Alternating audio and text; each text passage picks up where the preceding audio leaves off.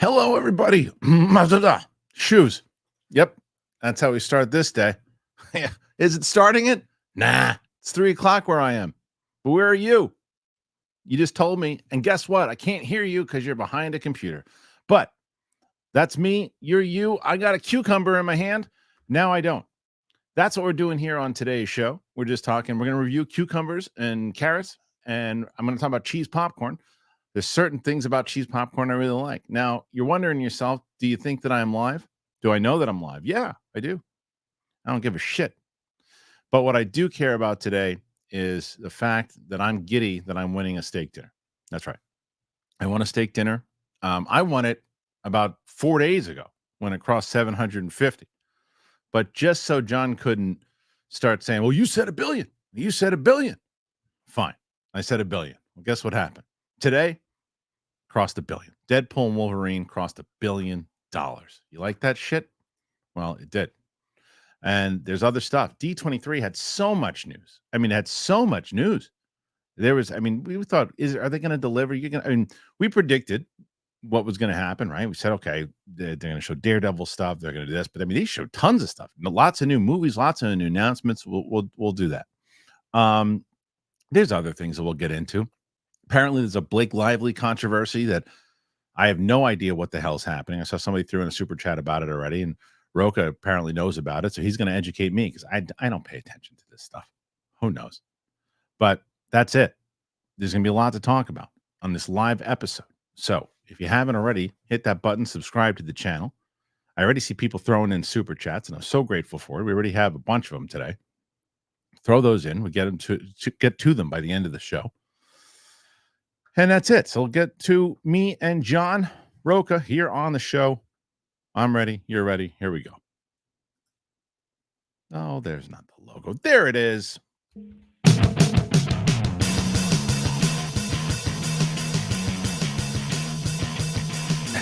Welcome back, ladies and gentlemen. It is the big thing. Today on the show, myself, John Rocha. Hello, John. Hello, everyone. How's it going? Good. How long? Be honest with me. Oof, yeah. How long? It's a harsh light. Go ahead. Yeah. Before you knew that this bet was over. When did you know this? Probably when I went to go see the screening. Oh yeah, I went to see the press screening. That's when I knew. I was like, this is such a good movie. This is going to make $1 billion. Yeah, and it has. I mean, look, dude. This. And I know it's going to do it in a week. I did not, but damn, I can't believe how fast it made. Yeah, right? I wouldn't have bet that. I wouldn't have bet that. I would have bet double or nothing. No, who knows? Double or nothing if it was going to do it in a week. No, because you would have lost. That's true. Twice. Yeah. You would have lost twice. So, and let's see. So if we go to Deadpool and Wolverine, the movie, that's perfect. Just perfect. Deadpool and Wolverine has now made $1 billion. That's just as John said. That is in 1 week's time. Thus far, hearsay, ho-so, it has made 1,029,531,382. That's the number. 1.29,531,382. That's the number today. It's probably going to go up a lot more than. And I think you mentioned this last time when we were talking about it. It is it's got no competition. I mean, Romulus will maybe chew off a little bit, but not much. Yeah. And, well, even though I hear Romulus is fantastic, you and I are both going to see this. Yes, today. Yeah, but how much is really going to? It was made 54 last weekend. Let's say it makes another 20. It'll make at least 20. Yeah. So and then it ends with us. Is that 50 million? It ends with us made $50 million. Is that part of the controversy? Yeah. Right. Tell me that at some point. Yeah. $50 million. That's already a controversy. How the hell did that movie make $50 million? Because her name is Mrs. Ryan Reynolds. That's why. But go ahead. Yeah, holy mackerel. Twisters, another 15. Yeah. Borderlands 8, a big pile of duty. Yeah. And then Despicable Me 4. Despicable Me 4. I'm curious with that one. That so far, surprisingly enough, made $800 million. I thought it didn't make $1 billion. It's not going to make $1 billion, but got close. That's a quiet $800 million. That's quiet. Oh, yeah, totally. It's a quiet $800 million. But out of those movies, obviously, we'll get into the controversy and everything. But Deadpool and Wolverine, nothing's gonna. I mean, what's gonna make? It's gonna make 20, and it'll wind up making like 1.5 for the. I think. Oh shit! Right? Maybe more. I think it's gonna get close now to 2 billion. I don't know that there's Another anything in its way. Another bet. This No, time we not gotta get- no. We're done. You got your one. That's it. One for the next 5 years. That's all Yeah. you get. No, I think we're looking at 1. Because what did You think he's Inside gonna Out? run out of gas? You think he's gonna run out of gas? Not run out of gas, but I think there's only so much that it can do before the people who've wanted to see it or see it twice. I mean, what did Inside Out 2 so far? Let's see what that movie's made. That movie has made so far 1.5, 1.6 almost. Right. So it's a shorter movie. It's not a rated R film. It's you get a family movie. Yeah, I'm thinking Deadpool can hit anywhere between 1.5. If it hit 1.7, I wouldn't be surprised. Anything over 1.7, I'd be surprised.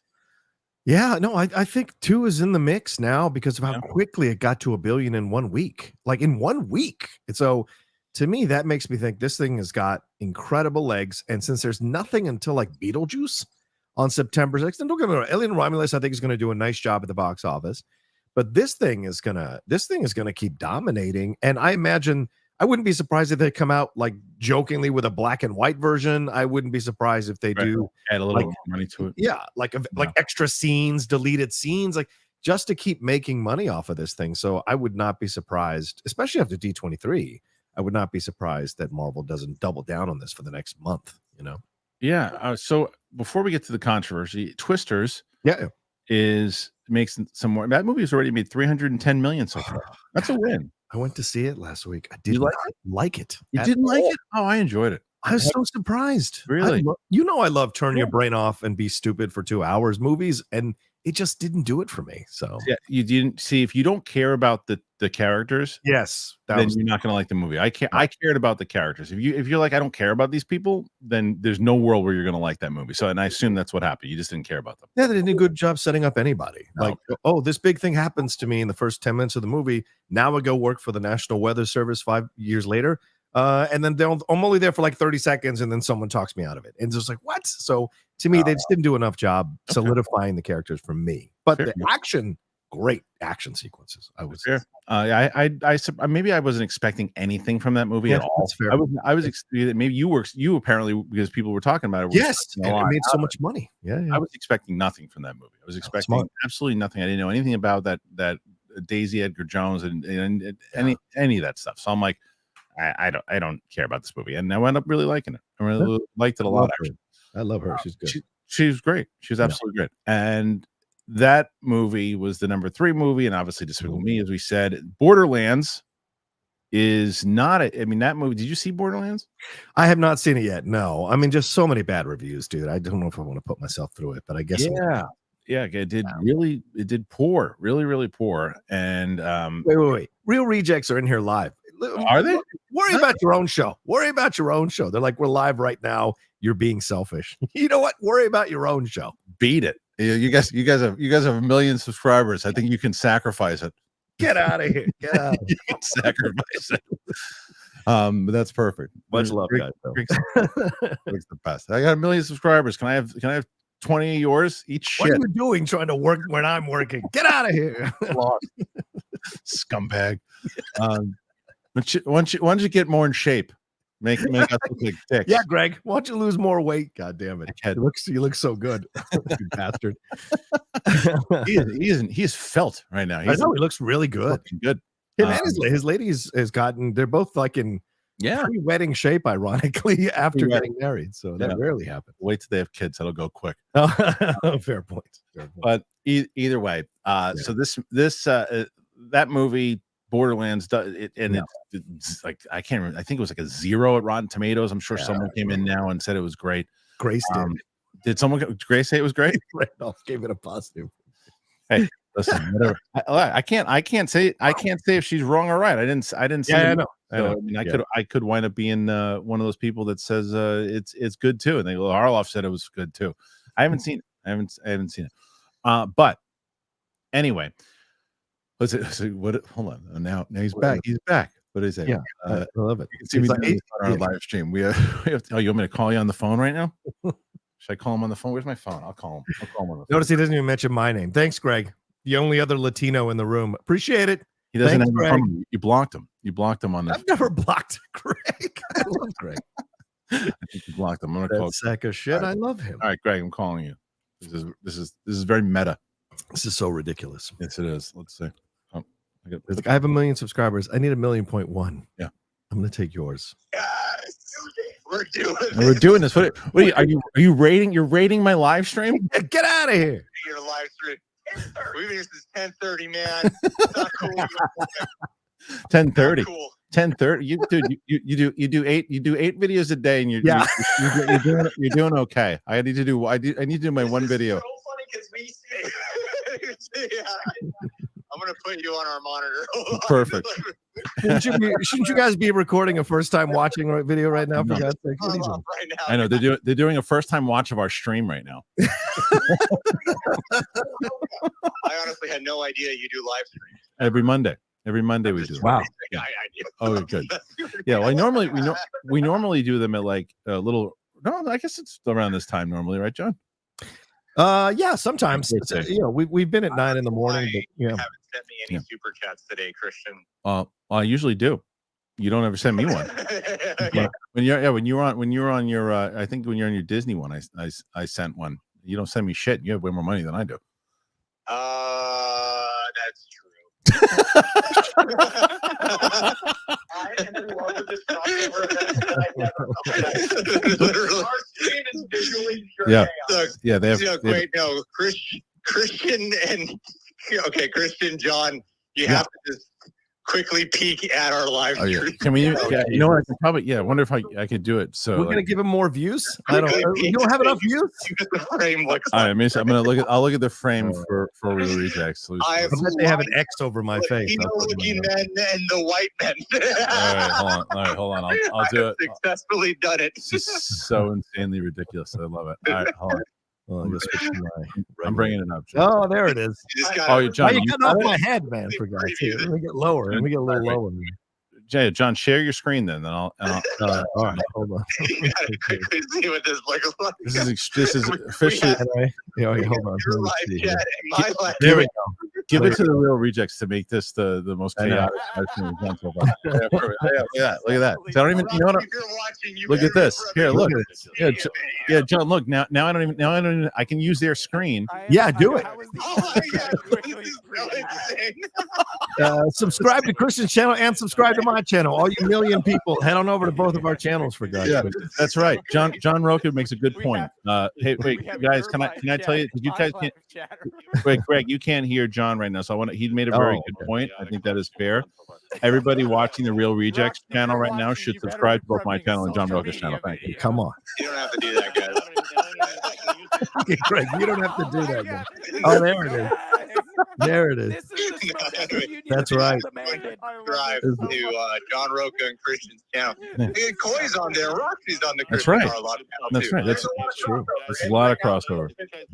This is the most chaotic thing I've ever been a part of. But I'm literally getting a headache. yeah, me too. You should be. You should be. All right, we're gonna cover the Blake Lively controversy now. Thanks, guys. All right, bye, guys. All right, I'm gonna end this now. Bye. That was absolute chaos. Oh, I just called somebody. Oh, sorry, I should turn that off there. Okay. All right, Well, that was good. That was a lot of fun. Actually. That was a lot of fun. Yeah. I mean, Greg is he really is a wonderful human being. I love Greg. He's a nutball. Yes. So, all right, we got through all these things here. We got through all the bad ones in Borderlands. We got through Deadpool and Wolverine hitting $1 billion. So, tell me, what the hell is this? This movie makes $50 million. This Blake Lively movie. Which how much did it cost to make? Oh, that's a good question. Probably not that much. I can't imagine how much she's worth, or how much she's gonna get paid for the work she did on the film, because she's the lead in the film, but I don't know, how much Blake is her quote, because I don't know any big films that have had Blake as a lead that have made a lot of money. So, well, they say curious. Someone wrote it's close to like $40 million. So it made if it's that's not bad. That's 25 million. They made 55, and it's hoping so it makes 55 just because she's because Deadpool and Wolverine is pushing out the movie too? Is that? Yeah, because Ryan did some of the press for the film. Okay. And I think the marketing they did for the film, although I found it to be incredibly inauthentic, seems to have worked, because they kind of pitched it as this kind of meet cute, like romantic comedy type of thing. Like all the press for it, there's like flowers, beautiful flowers and sets. She was selling her hair product and shit at the premiere. But the film is about domestic violence. A woman gets involved with a man. They get married. He starts to beat her and stuff. They have a child together. So the film is very much about domestic violence and climbing out of domestic violence. But the controversy comes because a lot of people noticed that the entire cast unfollowed the director, Justin Baldoni. And that guy is like very well known in Hollywood for being a guy who supports a lot of women, who's very much one of these like progressive men who he has a podcast talking about how men can handle mental health and deal with their mental health. He supports a number of causes here that address situations like domestic violence and helping women through those situations. So what he wanted to do, it seems like, is honor the spirit of the novel that Colleen Hoover wrote and explore why women stay with men who are charming, but they're also violent and brutal and abusive. Why do women stay with them? But it seems like Blake wanted to make a different cut that focused it more on like the rom-com aspect of it all, her over becoming empowered or whatever. And that's what ended up causing problems. And Ryan and her brought in the Deadpool and Wolverine editor to cut the film the way she wanted it to be cut. But they did test screenings for both of the cuts. His cut tested higher than hers, but in the end, her cut is the one that won out, and the one is in theaters.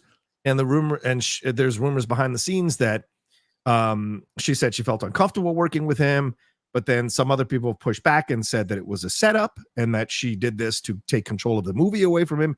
Her and Ryan rather did this. That's what the controversy is. The controversy is more so that he was just kind of thrown out of his own movie. Exactly. And they bullied him out of his own movie. And now she did it apparently because she wants to direct the sequels. And he said it on the red carpet. I think Blake's going to take this one over. I think I'm going to step back and she's going to direct the sequel. So it was a power move. And all these people are bringing up like past stuff where Ryan has thrown his weight around, like with Underground 6 or 6 Underground rather, like with J.A. Bayona taking the film away from him allegedly. And then the stuff with Deadpool and Tim Miller, kicking Tim Miller off of Deadpool. So there's just been a history of this stuff going around, and Blake's got her own stuff in the background too. So it's a big mess right now, but the film made $50 million. So I mean, that was my counter there, right? My counter is like, well, you could say, well, I don't know. She took over the movie and she took it over. Her instincts, his thing was testing higher and it bombed. It didn't bomb. It made $51 million on a $25 million budget. It overperformed by like 10 to 15 million. Way overperformed, and it's probably going to. So that becomes a trickier argument. Now it's a different conversation and different controversy if you're saying, well, I felt uncomfortable and this happened and that stuff didn't happen, and then it was just to get somebody off of the movie. Yeah, that's a different conversation. That's what some TikTokers are insinuating, and they're getting emails from people who worked on the set. Right. So I mean that kind of stuff we can speculate all day. We don't. We have no idea, and we wouldn't be able to know anything about what happened. But as far as if you're going to say, well, here's what's presented. Blake had a cut, director had a cut. Blake wanted to do this, but the director's cut tested higher, but they still put Blake's out. Yeah. Well, Blake's movie made some money. So if I'm the studio or if I'm anybody else, I'm going at that point. It doesn't matter what tested, and maybe the testing was wrong. Testing can be wrong. Yeah, and look, the author's books are very popular. Can't deny that. Colleen Hoover has, but I mean, there are plenty of popular authors who do film adaptations, and those films don't do well. So there was a lot of mix of stuff that made this thing work and make money. So yeah, true. All right, so we're gonna move on past the box office, past everything else, past the wonderful live stream that we're doing and the Real Rejects apparently are doing at the same time. And we're gonna let you know because we're gonna cover the D23 stuff. We're gonna cover a lot of that news. But before we do, I want you to wipe your ass. That's right. Don't wipe your ass. Right. What? He just said wipe your ass and then don't. That's right. I want you to go and use a Tushy. That's right. Use Tushy. And then afterwards, get some energy and liquid IV. That's right. Both of them. Here you go. So many comments lately about everybody that's buying the Tushies. And I see why you're buying them. I love them. You love them. Chris Carr loves them. Everybody loves the Tushies. I'm so excited to get you guys to get a Tushy that I almost thought about doing this from the bathroom. But then I was like, no, I want you to get it. It's terrible. That's a terrible thing for me to do. But I want to do it because I want to show you how much I love the Tushies. Check this out alone. Look at this. Just open up the toilet lid. You spray the water right in your tush. It's wonderful. Look at that. That's how it works. It's that easy. You put it on the toilet. You open it up. You spray the water on your butt. It's lovely. It's going to change the way that you think about cleaning up after a spicy dump in a coffee shop or a porta potty during a music festival. You're going to want to take Tushy with you everywhere, and thankfully you can. Because the Tushy Travel, it's collapsible, it's durable, and discreet portable bidet that gives you the most confident clean on the go. I keep telling people about these things. Everybody are getting the Tushies now, and everyone's like, oh, man, can I use your code? Can I use your code? Of course you can. It's the best. I got one. I've got 2 in my house right now, and it is so wonderful. We feel classy in this house. It's got a 3-stream nozzle for a total clean. It's got a new air mesh bag for discreet travel, faster dry time. It comes in 5 new colors. Every Hello Tushy bidet comes with a 30-day hassle-free return and 12-month warranty. So stop wiping until you bleed. Join the 2 million butts who have already made the switch to Tushy. For a limited time only, our listeners get 10% off your entire order, but you got to use that code BIGTHING. 10% off Hello Tushy, HELLOTUSHY.com with the promo code BIGTHING. I was having a barbecue with the family, and I was going to go and went to pick up some games for the kids to play, and I was picking up cornhole, and while I was at the sports store getting it, I kept seeing Liquid IV, and more, I'm so excited that people are learning about Liquid IV because I've known about them now for a bit since they've been on the show. It's the summer.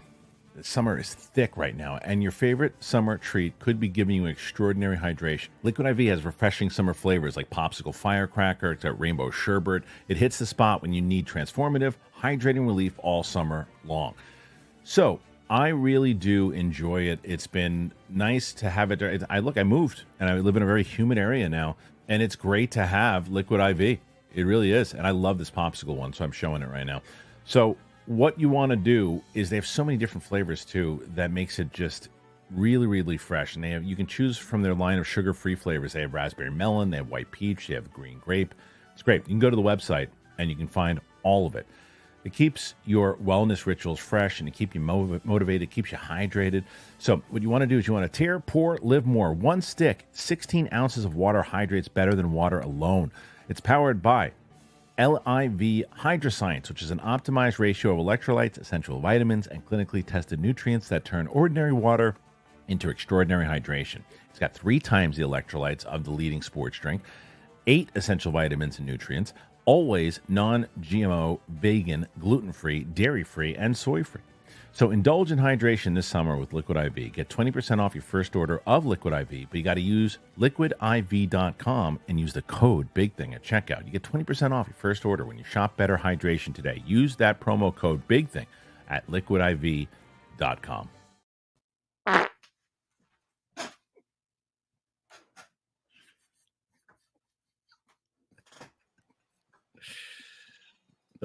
Which one was that one for, do you think? Was that the bidet? Am I back? I guess I'm back. Hello, everyone. I guess I'm back. What the fuck was that? Perfect. Use the bidet if you can. There you go, ladies and gentlemen. People said, what is that bidet? It's like a water bottle bidet. It is a water bottle bidet. Hey, that was the best. Anyway, so if you want, both links are in the description. Go and check it out. Check it out. Did you feel an earthquake? No, I didn't. 4.5 or whatever the other day. Is there one today? They said there was an earthquake just now. There's another. Really? That's like the 3rd earthquake in like a week and a half, man. This is a well-built house, man. I don't feel anything, dude. Yeah, it's also, I mean, it's pretty big. You're in the San Diego area, but still, holy moly. Yeah. There's like a whole bunch of them that keeps hitting. Yeah, the one over the weekend was about an hour, 15 minutes away. So I was shocked I didn't feel that one. I got the hell out. I got the hell out in the right amount of time. Yeah, man. Yeah. Oh, yeah, for sure. Anyway, well, let's move on. We have some other things to talk about, and one of the things that hit over the weekend was this D23. There's a lot of stuff. There was so much stuff that came out, and we weren't really sure because Comic-Con had come, and Marvel usually is the one who shows up the most, but it wasn't really just Marvel at the end. I mean, they didn't even close with Marvel. Close with Snow White. Yeah, They the closed Snow Snow White. White. And I'll bring that one up first because I'm gonna Okay. bring it up first. Did you? And I noticed you didn't react to that one. I was surprised. No, because I mean, I did a reaction to Moana and it did dirt. So like, I deleted it after 2 hours and just left up the Skeleton Crew one. Well, I knew. We I did tell you, I talk- knew Snow White was going to do well. You did? Because- Okay. Yeah, because of the controversy. Oh, the behind it. controversy. And Smart. I- Should have and I- done that one. And I said I want to look at it because my point was I want to take a look and I want to react to it because Yeah. people.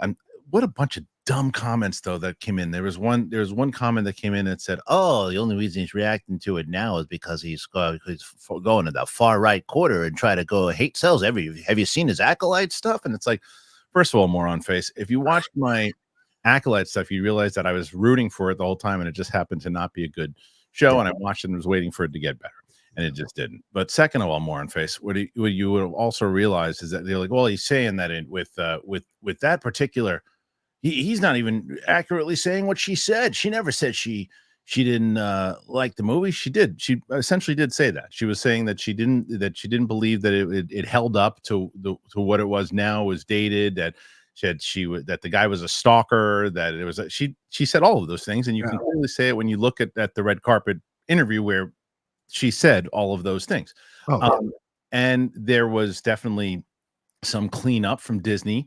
And it was supposed to come out last year. There was the versions of the like 6 foot. They weren't even elves, or dwarves rather. They were whatever they were, and it's like, what are you doing? So then they put the trailer out, and this trailer is clear damage control trailer, completely. Like it is. It seems very much like it could be a different movie when they show it in the theater, but it's way more. In line with the original movie. They even opens up with Whistle While You Work. The CGI dwarves I don't know why they didn't get. Why didn't they just get real dwarves? Because Peter Dinklage said that he was tired of seeing little people cast in these roles, and that this is the only thing we can do. We can do other things. So essentially saying, like, he didn't want this to continue the stigma of what little people are cast in. But who is he? Who's he to take away jobs from other people? I don't know. He's one of the most famous people out there, and he just felt that was an issue and voiced his concern. I mean, it was on Disney to listen or not listen, and apparently they did. So, what did you think of the overall trailer? You see what I'm thinking?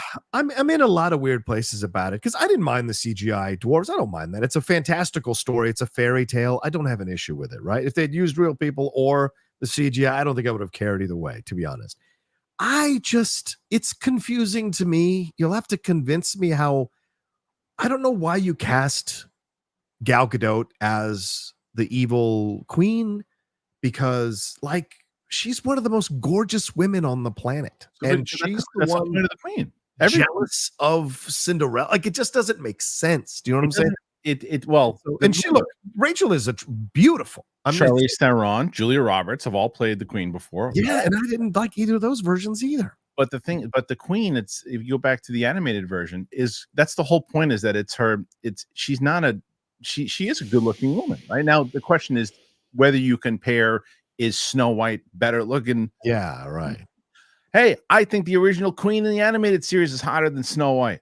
So what do you say? But I think it's the point is that she is allowing this, the thought of the jealousy and all that, where it's not necessary. And even though she is a beautiful woman, that she's allowing this to happen, that the true ugliness comes out at the end in that ugliness. Through the form of the apple and the old bitter woman. So that never really bothers me, is about, when you're casting the hot queen, because it's like even more so. I think that you look at it and you go, Gal Gadot, shut your ass. You're gorgeous. Yeah. What are you jealous about? And then it's like, yeah, well, it corrupted her. But to me, it just seems like they said, well, look, we have to show people that this is actually a version of the animated movie. And it's not this warrior princess thing that she is, because we saw that with what's her face, Kristen Stewart, right? Yeah, with Kristen Stewart. Yeah, exactly. Right. So, but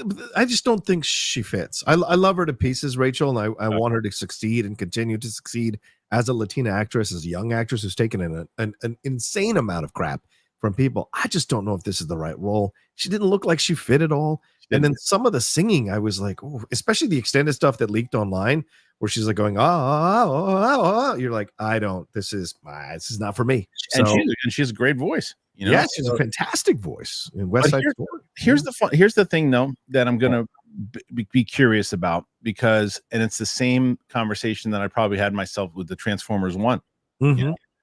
Now I saw this trailer when clearly there was damage control on it, and it's like doesn't look like anything that I really care to see. Right. Showed my 12-year-old, showed my 6-year-old. They want to see it. They're not paying attention to the controversy. They're not paying attention to this stuff. So the question is, do they want to see it? And will enough parents take their kids to see it? That's where it's going to come to play. It's not people who are complaining about Rachel Ziegler and what she said. It's not. It's whether or not the now those people, if they have kids and like we're not going to see that. We're not going to see that movie because of her. Maybe. It could be two things. One, the controversy of the red carpet, but also because it's a Latina playing Snow White, and they might have an issue with that as well. And so I don't know how parents will react to it overall, but yeah, we'll see. But like you said, you showed it to your 2 daughters, and they're in. So that's their demographic, Right. But we'll see how that plays. But then other stuff that came out throughout it, that was the thing that ended towards. That was the end. It was it was like a 2.5, 3-hour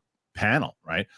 The other one we'll definitely got to talk about is the Skeleton Crew. Now I watched the reaction on Skeleton Crew, and then we had similar thoughts when it came to the tone. They hit the tone that they wanted to. Yes, it was very Amblin. It was very like us growing up as kids, like that 80s. You can tell that John Watts was inspired by that, and that's what he wanted to do.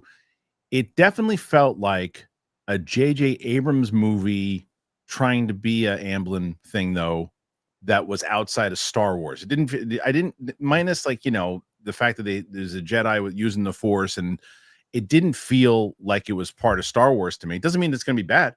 Just didn't feel like it was part of Star Wars. It looked like, and people were talking about the suburbs and all that stuff too. It's like, it's in a different planet, but it felt different. It didn't feel like Star Wars, but it looked high production. It looked like a cool sci-fi fantasy show. It just didn't look like Star Wars. Does that make sense? Yeah, I guess you could say. I guess I can see how you might feel that way. I mean, but I'm with you. I mean, like obviously we saw, as you mentioned, my reaction. The Amblin stuff is totally there. It's Goonies. It's Stand By Me. It's it's even has shades of Raiders of the Lost Ark with finding this document of the Jedi Temple. So it's very much 80s, right? Going on an adventure, and so I like that energy. It's interesting you say that the J.J. Abrams, because are you making reference to like Super 8, which was essentially is trying to do a Steven Spielberg UFO type of movie. It felt like Super 8. Yeah, so that's interesting to see, because I didn't mind Super 8. Didn't 100% get there, but I didn't mind it. But I think there's a magic here that I liked from this, and I didn't mind the suburbs thing. I didn't bother. But the production value will be interesting to see. We saw Jude Law only at the end. We did see the New Republic classrooms there that were very similar to what we see in like Mandalorian. So I was okay with that. But I think it's going to be about the storytelling, man. It's really about the storytelling. If that's they nail the it, most important thing. See, that's why when it comes to it, like I can say all day long that it doesn't feel like it's part of the Star Wars thing. And even if I go and I watch it and it has a good story and it's got good characters and it's crafted right, and I'm not asking like, well, why did that dopey person do that dopey thing? And why that? Like, it's like an actual story I care about, then I'll get past the fact. I'm like, okay, it just feels like it's in a different. This is the way that they're crafting this, and it's like almost like a science fiction fantasy thing that happens to be part of the Star Wars world. They want it to be, and fine, I'll get over it because the story's so damn good and the writing's so damn good that I don't care. It's just that I couldn't get over that with the Acolyte because the writing was atrocious. The writing was atrocious in Ahsoka. The writing was atrocious in Obi-Wan. It's like I mean, Andor feels like Blade Runner sometimes. I don't care. I don't care. It feels it's awesome because it feels like that sometimes it doesn't feel as Star Warsy. I don't care because it's just such a damn good show. Yeah. Some of the clips they showed and footage they showed or leaked from Andor season 2 looks incredible. So again, it's like what Vogel says on the Geek Buddies is right. It's like the greatest thing to happen to Star Wars in a while, and also one of the worst things because everything is compared to Andor, and it's a high bar. It's a high bar to clear.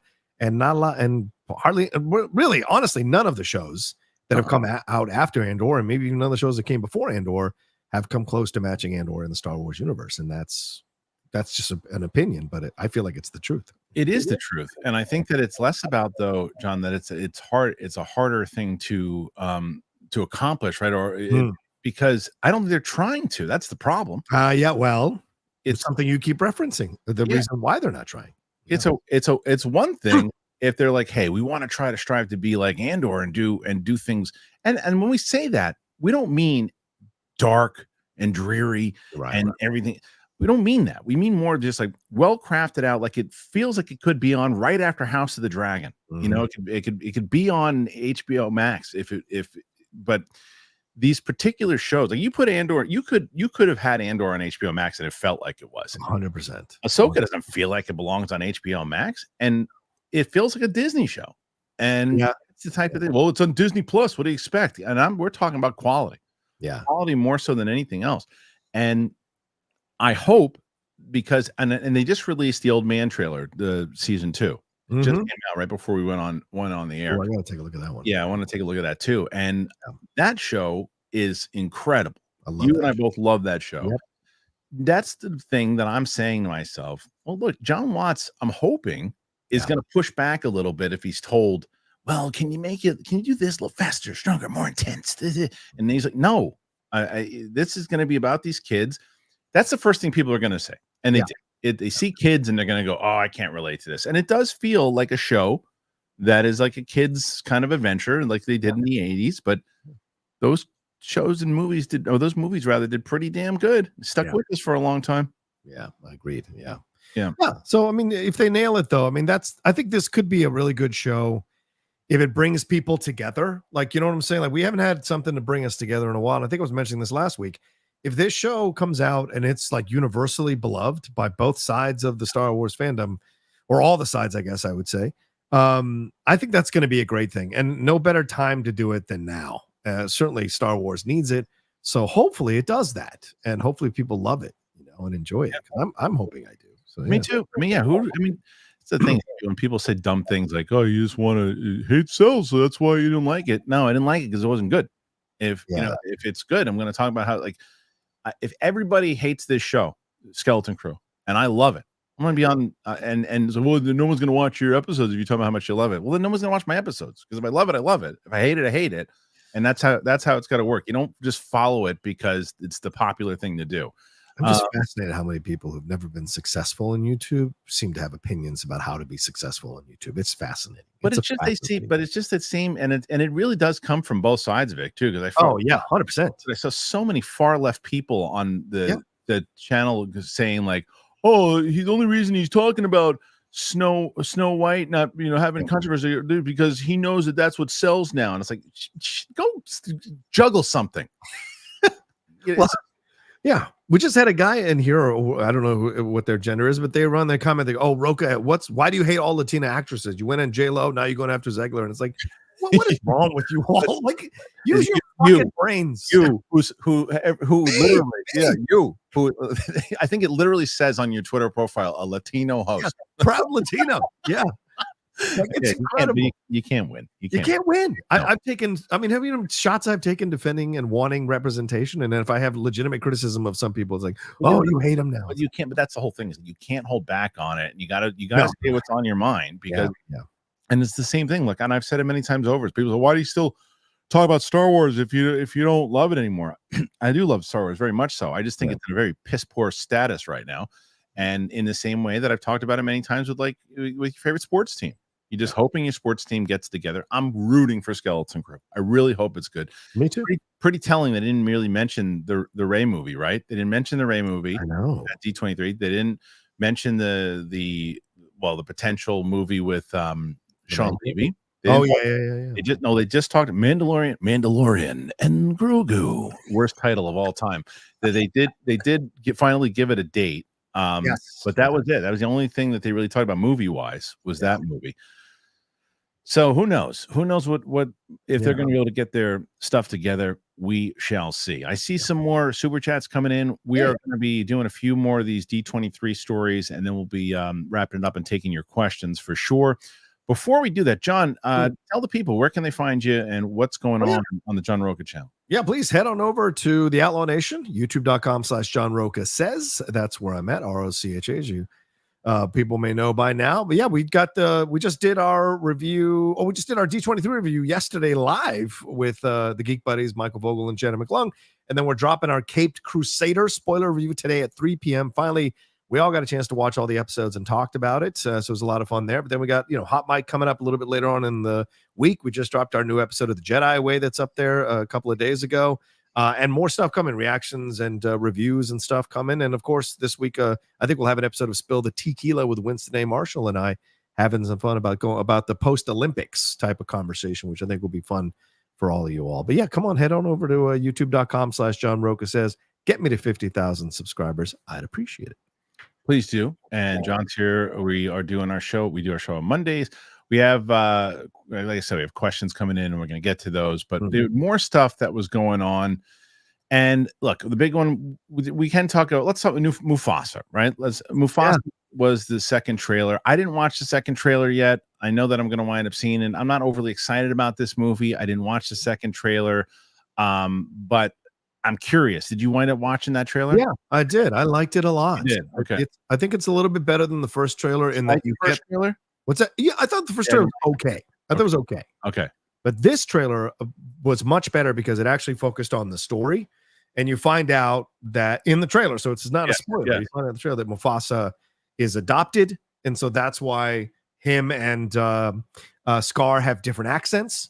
And so but Scar is the one who has the family. So you wonder what happens that they choose Mufasa over Scar to be the king of the Pride, leader of the Pride. So this is going to be, because they are like best friends throughout the whole trailer.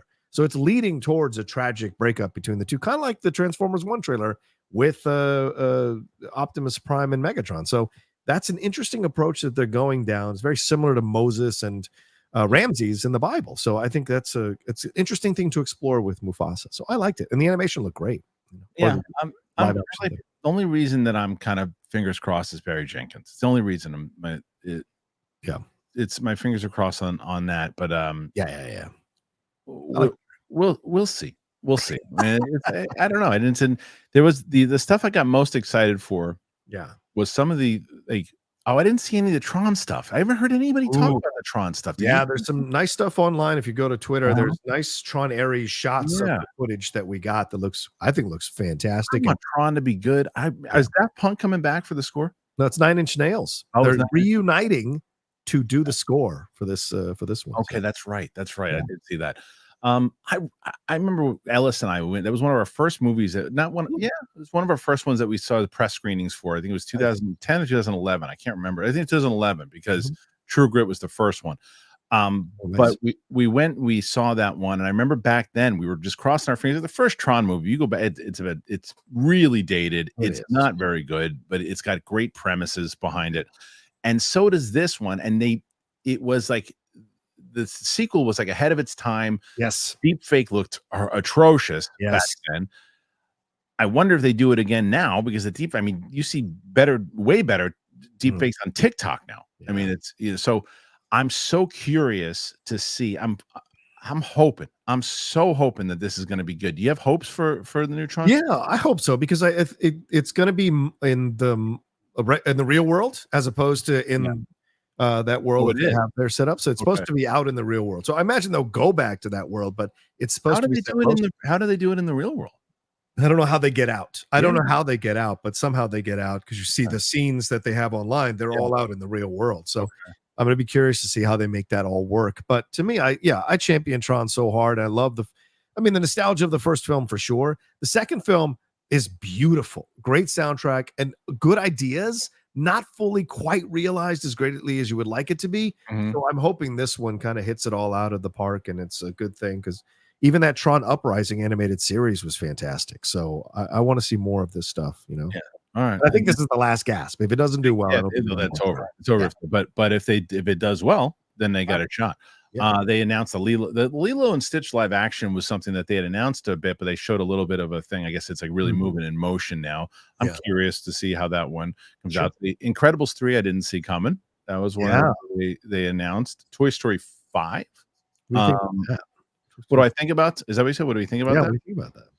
I mean, it makes sense. I mean, I always look at these things too when there's two ways to look at it, right? Mhm. The first is the business side of it when you're looking and you say, okay, does this make sense business wise? And it always makes sense business wise. The question is, are you risking the integrity of the IP by doing it? Because they've had 4 episodes, or they've had 4 movies Mhm. that have been pretty good. I like the 4th movie. Yeah. They've had 4 movies that are pretty good. So the question is now, can you do the 5th? Because you tempt and fate every time you do another one. I mean, you're going to get a Rocky 5 eventually, right?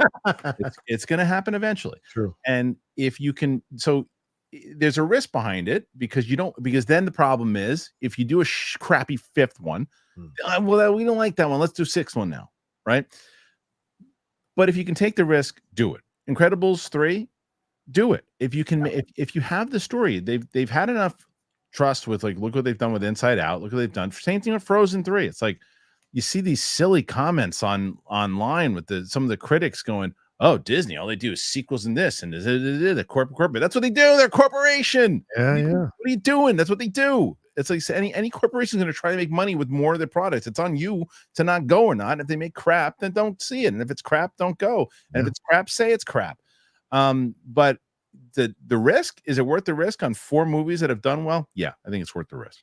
Yeah, it's interesting because if the one piece of footage or the one piece of artwork they released is a young girl looking at her tablet while the toys are at the edge of the bed, completely being ignored. And I think that makes it topical. How's this? Because a lot of people have been saying in the toy industry how kids are not playing with toys anymore. They're much more consumed with their tablets. So what's the commentary that the film is going to make? And Woody is in the shot. So how does Woody come back?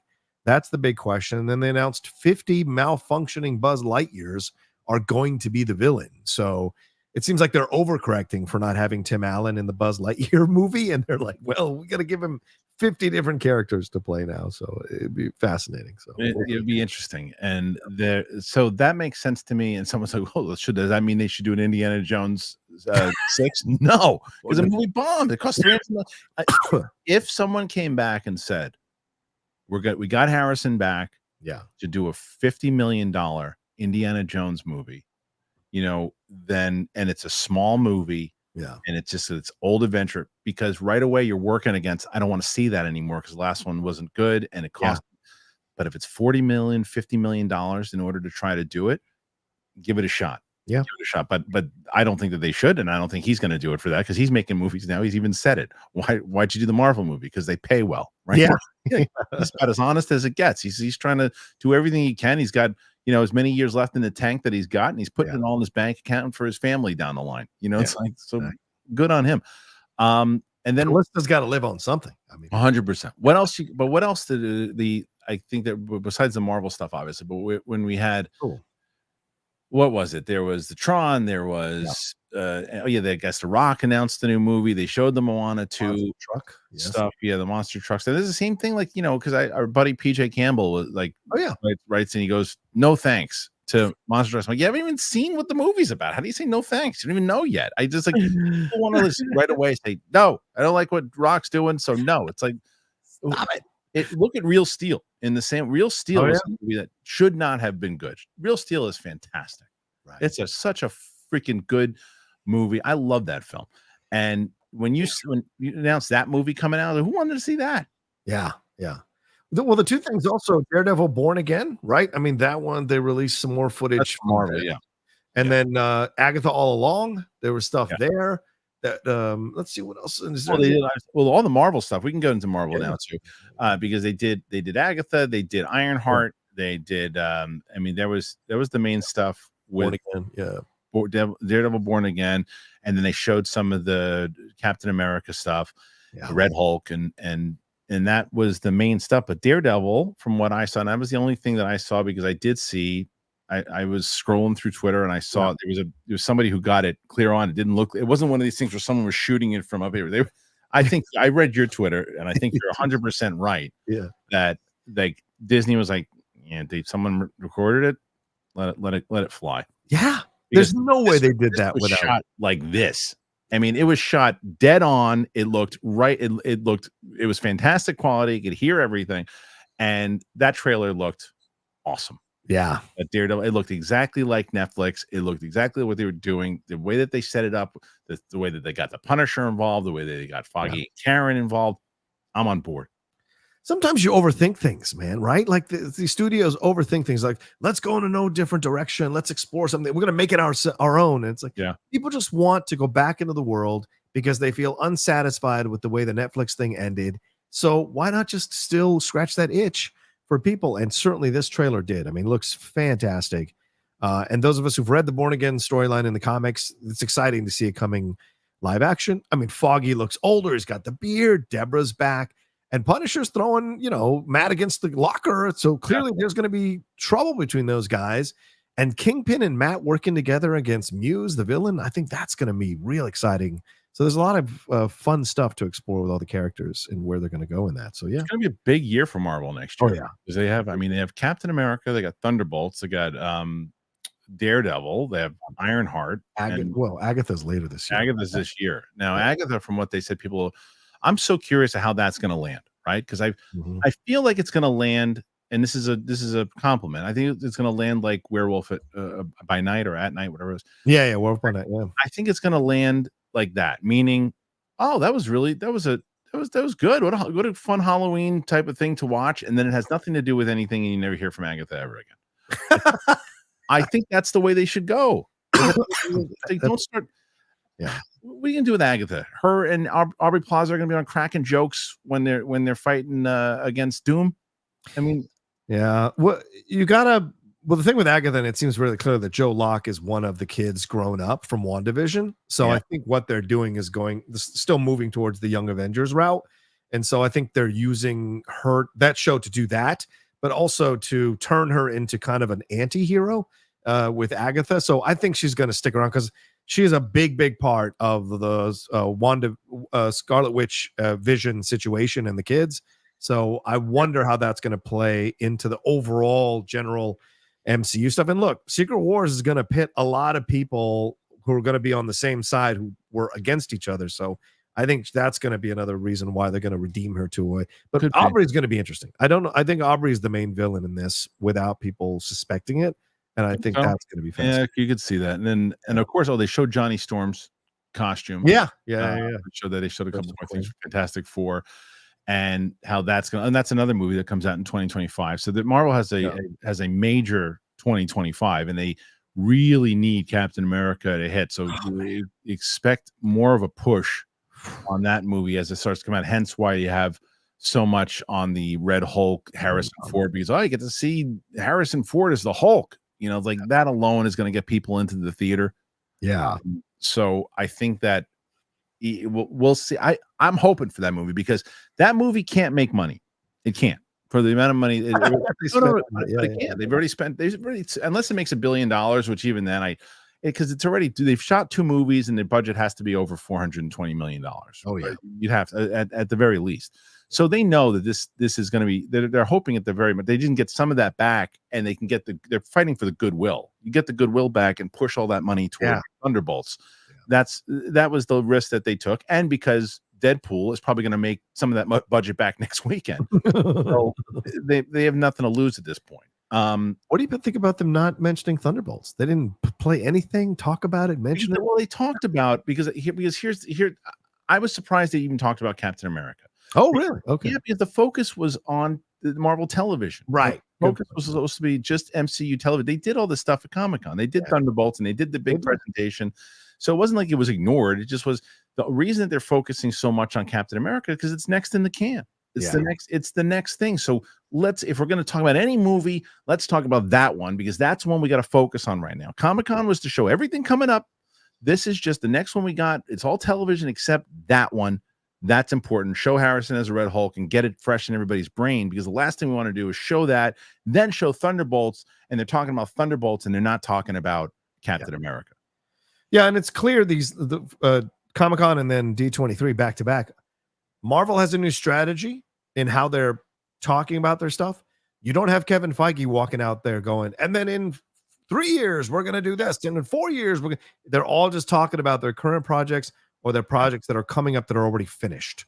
They are talking not about even Fantastic expected. Four, but Yeah. Fantastic Four is It's you know being shot already. So yeah. being shot at the time, and it also it loops into the greater things. They didn't show like a big trailer or any of that. They Or just some footage, yeah. they showed a little bit of like the little behind the scenes thing with the cast and Right. showed this, but it wasn't like a big focus like it was at Comic-Con. But Captain America got the focus. So so D23, a lot of stuff came out. It was like almost like a 3-hour panel. I mean, the fact that they started it at 7 or 8 o'clock at your time, dude. Yeah.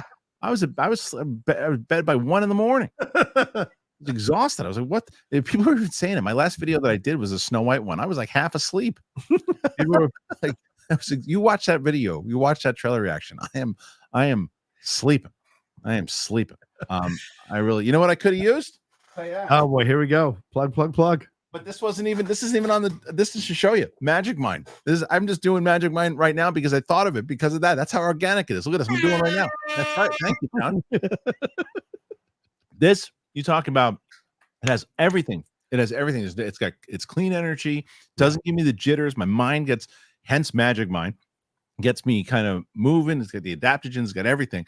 For when I'm using it, man, I love it. I love Magic Mind. But that was just me talking about Magic Mind. That was it. Just like that. But I will tell you about somebody else.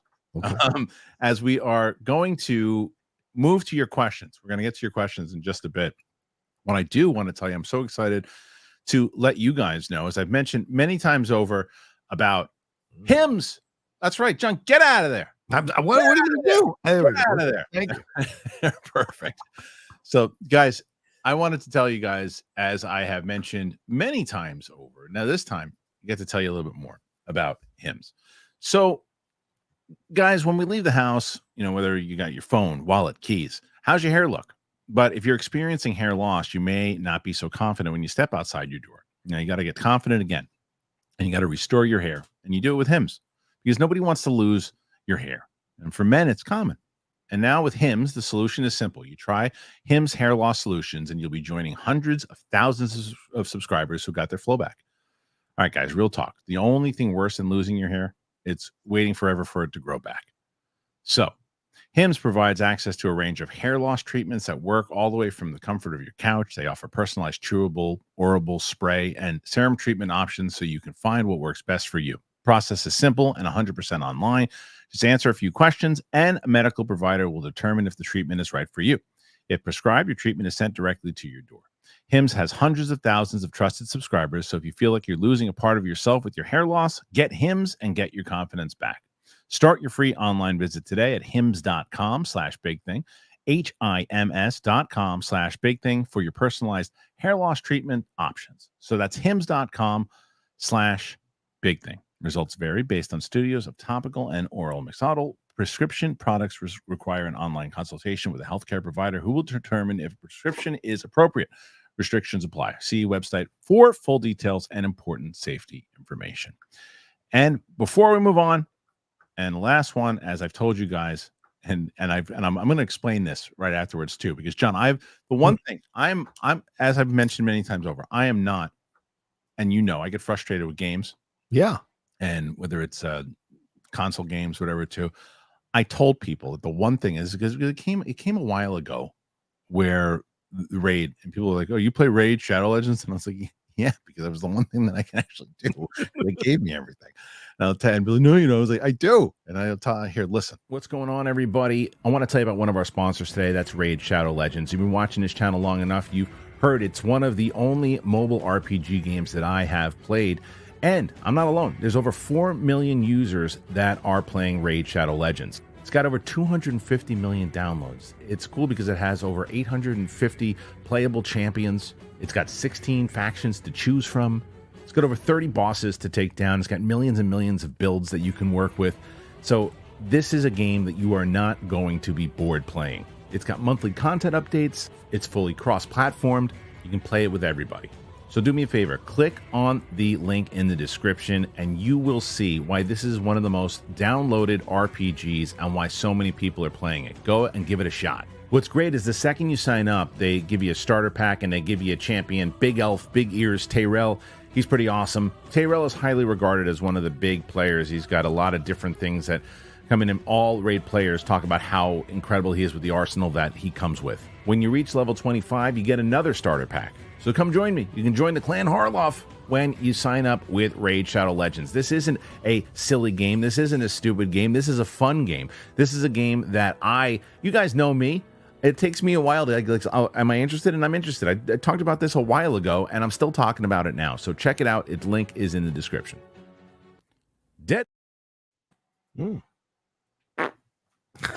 Here we go again. What are you doing, John? Come on. What do you mean? What are you doing? What do you mean? You farting into the microphone? Come on. I'll do a review next. Perfect. All right, let's get into some of these questions. Unbelievable. It's disgusting. Mike, come on. What are you doing in the microphone? Let's talk about earthquakes. All right, let's get into some of these questions because there was a lot of good ones here. A lot of great questions. I got a bunch of questions for you, Rocha. How you doing? Johnny Venerable. I will say that the Mando leak trailer having Empire Strike Back stormtroopers got me excited. Tone looks close to early seasons. Best guess in the villain for the film. I would assume Thrawn, right? It's going to be, is Thrawn going to be, I guess maybe not. Maybe does show up. I'm not sure. Depends on when it lands. But I did say, I think that this is Jon Favreau's this is his Star Wars movie, right? Mm-hmm. He is a big original trilogy guy. Yeah. He's not a big prequel guy. He's a big original trilogy guy. I feel like this movie, out of all the movies that have come out thus far, maybe Rogue One, but this movie is going to feel the most like the original trilogy. Yeah, I think so. Absolutely. I mean, even the way he came out to present it with Filoni, there was this kind of like, yeah, man, this is my baby. Like, y'all better get on board. And I kind of like that energy. So, and from what I don't want to get myself in trouble, but from what I'm hearing is that John's really separated himself out from everything. And he is absolutely being given carte blanche to do it his way. Good. And I think he's earned it, and so it's good to see that he's going to do it. So whatever's going to happen, it's on Favreau. And I think that's the way he wants it. I'm excited to see how that pans out. Simon, whoa! Thank you so much, Simon. What a generous super chat that is. I really enjoyed you and Roxy's interview with Nestor Carbonell. Thank you. I remember first seeing him at the Cosby Show spinoff, A Different World. He played the hot Latin guy with an accent. Why can't life be accommodating as your interviews? We have to go back and enjoy K-Steak. Well, thank you, Simon. First of all, that was a very, very kind and generous super chat. I appreciate it. Nestor was awesome. It was awesome. I actually, I started the Clips channel and I started putting everything up on the Clips channel, and I have all of the Nestor clips ready to go. I gotta now put thumbnails and everything on them, and it'll probably be up tomorrow. But he talked about The Dark Knight, he talked about Lost, he talked about Shogun, he talked about everything. He was a good actor, man. One of the best around, someone I always love seeing. So very, very envious you got the interview with him. Have you had an opportunity to speak to him yet? Not yet. No, I would love to. He's such an awesome dude. He's a really, really good dude, and he went out of his way to remember Roxy's names. He looked us up. He did research on us. Wow. Yeah, he was a really, really genuine dude. I liked talking to him a lot. No gotcha journalism here. Nope. Yeah. And I'll tell you that the other guy that I was Diego, David Castaneda from Umbrella Cameo. Yeah. I'm getting lucky with these people. And I know I'm destined to have an asshole soon. But I've been having great people. He's on Mondays. That's true. Al Rencha. While D23 was good, I expected more. More. Because we still need something to set up new Avengers team lead into Avengers 5. Not yet, Al. Doctor Strange 3, Shang-Chi. Not yet. Al, come on. This is the reason why they're in trouble, because you want them to tell you everything ahead of time, and they did that and fell flat on their faces. Yeah, they're playing it safe now, man. But D23 was never a place that you would if you were going to ever get anything about Doctor Strange 3 or Shang-Chi, it was going to be at Comic-Con, and that would have been a mistake. That would have been a mistake, because it's not even coming close yet. I mean, you wouldn't see a Shang-Chi or a Doctor Strange until 2027 to 2028 if you do it at all at this point.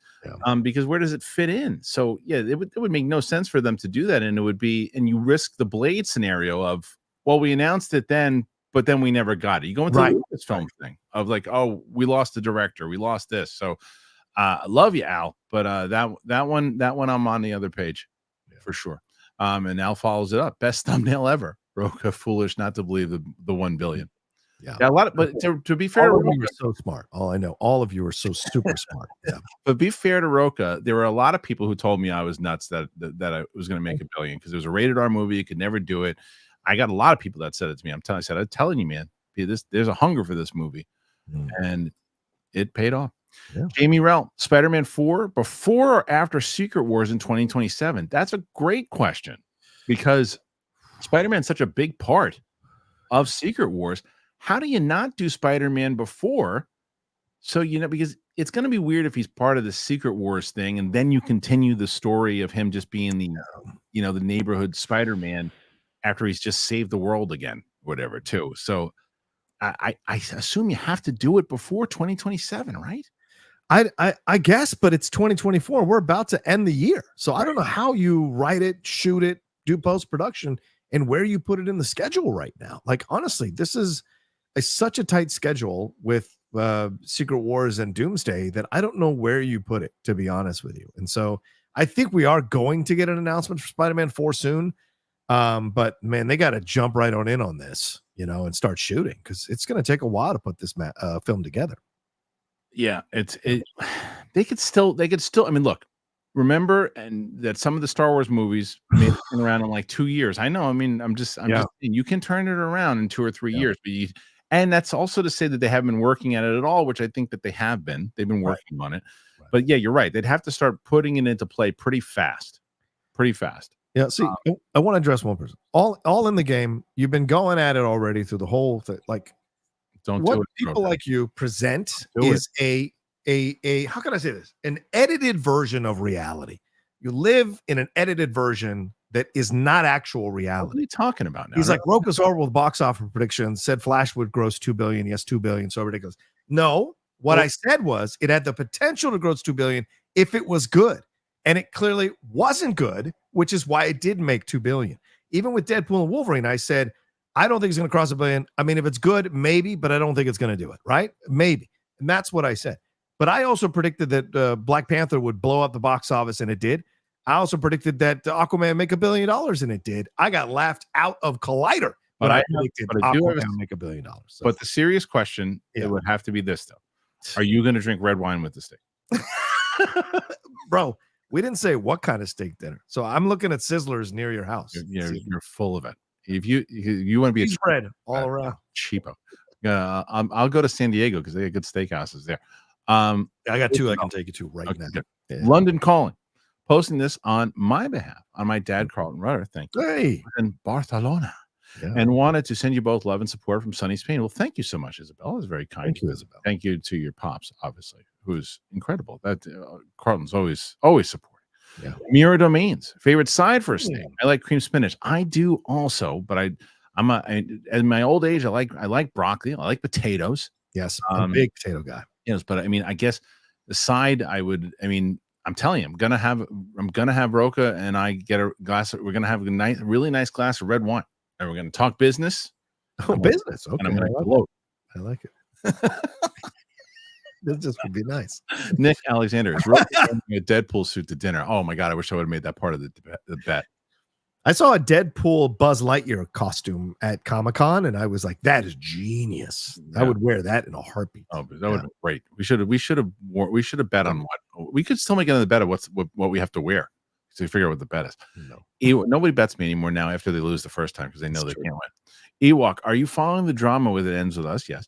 The recent Deadline article praising Blake Lively reads like damage control that she commissioned. So what it was all like trying to defend her and it's all, of course, misogyny, which is bullshit. It's some people are assholes regardless of gender, and some people are bullying regardless of gender, and some people are disrespectful to people regardless of gender. And don't get it twisted. A lot of these writers who are making 6 figures or making high 5 figures get paid to write this stuff because they don't want to lose access to the actors, directors, and producers and the studios. So they're quite happy to write glowing articles about these people and get pumped by these publicists, high-power publicists, information to put in this article. Yeah, it's true. Some of the writers will probably be, oh my God, Blake Lively and Ryan Reynolds are following me on Twitter now. Yeah, exactly. So too much of journalism nowadays, and especially in the entertainment world, is about status. Yeah. And who's following you and who's talking about you. Yeah. Yep. I hate it. Yeah. I hate it. Ewok. Also, who should play Hal Jordan and Jon Yeah. Stewart? Didn't they really cast? No, they haven't on that. They haven't it. Oh, I don't know. I always say, I mean, my hope with this one, I mean, depending if they're going to do like a Green Lantern, if they're going to do a spin-off movie, then you probably want to get somebody with a little bit of clout now. But I would have told you for Hal Jordan about, I don't know, 2 years ago, I would have told you Glenn Powell. But now he's everywhere. Now he's everywhere. So yeah. Jeff thinks Channing Tatum. I like the idea of Josh Hartnett or Alden Ehrenreich. And if depending, really, depending on how F1 does, for Hal Jordan, I could see that with Alden Ehrenreich. But depending on how F1 does, I think Damson Idris could be a really interesting Jon Stewart if you're going with an older, younger approach to it. So, who's the guy from Top Gun? The Miles Teller? No. For Jon Stewart, for the Jay Ellis, is that his name? Oh yeah. Okay, yeah. He'd be interesting. Okay, I like that choice.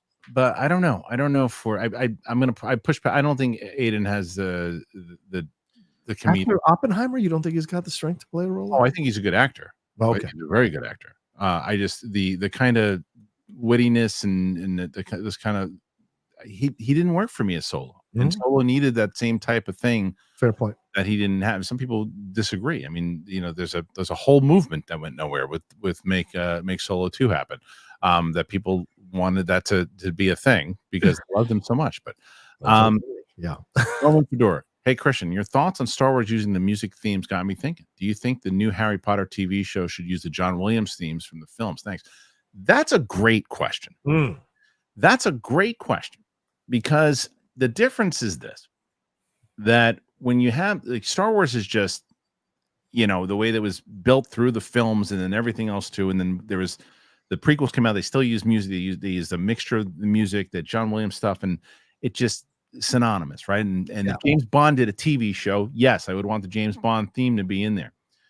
If you're establishing a whole new Harry Potter world, or not world rather, but a new version of the world with extended really, no, you wouldn't have to use it. You wouldn't have to use it this time around because it's different. I wouldn't be opposed, but it's different. Like Game of Thrones, I hope they use this theme song. Right. Every time they do a series, they should use the theme song. Yeah. But I don't think you'd have. It's a great question. But I don't think you'd have to do the Harry Potter thing. But I wouldn't care if they did. Yeah. No, I think you have to bring a new composer, and I think you're right because the Game of Thrones things, that's all connected. It's not a reboot of Game of Thrones, whereas this is a Star Wars reboot connected too, and Star Wars is connected too. Right, that's a good point. And there are other composers. Like Hans Zimmer did a wonderful job for Man of Steel. So you got okay, who can come in and do? There's plenty of great composers nowadays. And certainly Giacchino is fantastic. I really love that question. It was a great question. Mike Joyce, John, how does it feel to live rent free in so many sad sacks heads? I don't know if I do that, but whatever. I mean, look, people are going to be upset and angry and hate, and I'm one of the people they direct their anger towards. But whatever, man, you just keep going. I keep making my money and I keep building. That's all. I've never seen a negative comment on you ever. Blake Gilbert, I managed to finish the Acolyte. Yeah, I'm done. When you ruin the Jedi, I'm out. John's gonna feel differently and he's gonna sigh, and I'm gonna say I'm with Blake on this one. Okay. They made the Jedis into such turds, and it's like, yeah, I get it. We're trying to show that everybody's not perfect. It's like, come on, give us one. The Jedi were like cool samurai when we were younger, growing up. I was like, they're flawed. They got all this stuff. Look how ridiculous they are. It wasn't actually them that figured out the midichlorians. It was the witches. And it's like, eat shit. It's like, come on. What's your argument for? I don't disagree with an element of your argument. That is, there should have been a counter. There should have been one good Jedi, and that the fact that they didn't have any good Jedi, or they were all easily duped, I think was frustrating. We still don't know why that guy offed himself. No reason. There's no explanation. No, What a waste of a role. I mean, that guy was in 1917. Well, I guess you're happy to be in a He Star was in Wars Game of film, Thrones. but like, yeah, He was in Game of Thrones, right? Yeah, yeah. Yeah, and so it's like, yeah. And the only, you know, who was a good Jedi that they didn't even use was the redheaded, the guy, the redheaded, the red goatee, the kind of hard ass, and who was teaching. Although Daphne Keene was actually the best. She should have still to this. I don't want to get into this again, but she should have been the lead of the damn show. I don't disagree with you. I don't disagree with you. Especially after seeing Deadpool. She should have been the damn lead. I don't why they went and didn't have her. I don't understand. Matt Sinister McCall, make a bet with Don Cheadle. If Harold and Purple Crayon makes 50 million, I'll cut my foot off on a live stream. Looks like I'm keeping my foot. That movie is not going to do well. Is that it? Did it come out already? Yeah, it came out. Oh, it came out already. Yeah. I didn't Did know you it came see out. him post on Twitter? What did he say now? Oh my God. He went after Deadpool and Wolverine. And he said, our film is a family movie. You may think Deadpool and Wolverine is a family movie. Our movie is a family. So, you know, instead of going to see Deadpool and Wolverine a fourth time, come see our film. It was pathetic. Yeah. He did that after Shazam also. He blamed I know. My boy's lost. My boy is so lost. And I feel so bad for him, you know, because his father recently died a few months ago as well. So you don't know where he's at mentally, but it's heartbreaking. You know? That's you don't wish that on anybody. But of course not. But that's you can't blame other movies for your movie. Nobody want to see that movie. Plus, he's playing kids again. It's like he's playing the same role. What are you doing? If just didn't do well either. So, and that's got a way more star. Well, but if did better than you think. If didn't cost that much to make. And you look at the overall, it wasn't like a major hit, but it wasn't a bomb. I didn't even know this movie came out. I know. I made like 10. If that. Umrah. Why no more reviews or watch-alongs for Cobra Kai from YouTube? Missed those. Final thoughts on season 6, part 1, and predictions for part 2. Well, the answer to that is because, once again, very hard for me. I don't like the dumping of everything at one time. I know Netflix is doing, Cobra Kai has always done that. It's hard with so much stuff that's out right now. Hard for me to do. I mean, it's the reason why I didn't do the Bear, because I still haven't finished the damn Bear. Oh, wow. I wanted to go week to week to week, and instead they dump it all at one shot. All this stuff comes out. My daughter is maybe a bigger Cobra Kai fan than I am now. Vivian started watching it. She binged it in a matter of, 2 weeks. She watched the entire series, and she's on her second watch now. And she now is on me every day going, did you finish 6? Did you finish? I'm like 2 episodes into 6, and I like it. I'm not as I'm gonna, and I've already talked to John Hurwitz, and him and the guys are going to come back on the show before it all wraps up. I'll be caught up, but doing the reactions and watch alongs, I'm not going to be doing for them for now. But but what I saw for one, I don't have any predictions on it yet, because I gotta see. I literally have just started the show. I'm like episode 2, where Chosen and Johnny are kind of getting into it, and so have you finished it? No. I'm behind on it. I gotta catch up. There's so much on the list right now. It just keeps adding every week. So it gets tough. Yeah. I finally finished House of the Dragon. Yeah. Now the funny thing about that is, I wonder, had I watched it live with everybody else, if I would have been on board. But I knew to not set myself up for expecting what I thought was coming, because I knew from everybody saying that it wasn't coming. That I was like, okay, well, this is, from what everyone's saying, this is a clear setup to season 3. And that's exactly what it was. But I knew that going into it, and I thought it was brilliant. Yeah. I loved it. I loved it. But I thought that final episode was so well written. It was so well written. I mean, that's what I'm talking about. This is quality stuff. And there's so much I want to talk about, but I don't want to spoil anything. But I actually think, what's her face? Allison, what's her, Olivia Cook? Rachel Lee Cook. Yeah. No, Olivia Cook. Olivia Cook. Sorry. Oh my God. I'm thinking Olivia Cook is I think the star. Well, her and Rhaenyra, the two of them. Yeah. Emma Darcy is crushing. They're both crushing. Tim Sim. I will check the video later, as I'm busy. Want to say press F in chat for Rocha having to pay Harloff his steak dinner. F, does that mean like he didn't want me to win? I don't know. I'm not sure what Tim's logic. Blake Gilbert, my thoughts on Star Wars Skeletons Crew. Skip. Well, I can't say that yet, Blake. I was on board with you before the other one. I can't say that yet, because I'm always rooting for Star Wars. I'm always rooting for. You got to be able to. I can't be part of the everything is awesome bus. I just can't do it. But I can. But I'm hoping for it. But I'm not going to just skip it. And plus, I pay for Disney Plus. I might as well use it. Yeah, true. Yeah. My brother though has given up. He has he won't.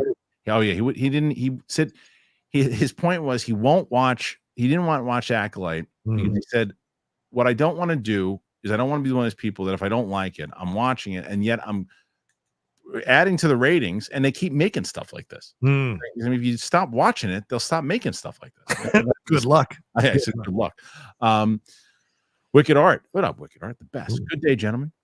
I just finished issue 6. Thank you. Of he's done the entire Capes and Cowls like a comic book. Oh, nice. And it's just like I was on with him like last week too. So we're gonna do a whole once he's done with all of it, we're gonna do like voiceover stuff over it and put like music behind it and do like a full on like the story's great. So I just finished issue 6 so that you'll get that today. With Arcane season 2 coming out in November. If you guys are rewatching season 1, are you excited? And will you do reactions this go around? I will be doing reactions to Arcane season 2 100%. Ditto.